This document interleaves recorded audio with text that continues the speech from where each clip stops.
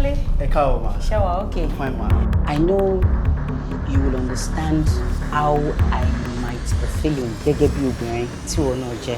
Alọ́kọ mi fẹ́ ní company. New information tẹ́ wá ẹ̀ ọwọ́ ọrú àwọn abáyé ló wà. Tẹ́ bá máa ń ṣọ́ ọkọ yín dáadáa pé wọ́n máa ń jí kúrò ní.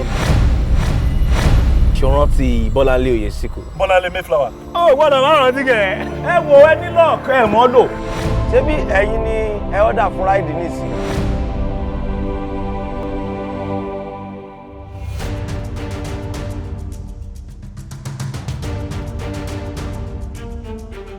Ẹ káàárọ̀, ṣé wà? Mrs. Adéyẹmí Sàrò, texting Williams. Adéyẹmí Sàrò mi tó wà níbí báyìí, ọkùnrin ni wọ́n dẹ̀ ti sign in. I'll be right back. Okay, ma.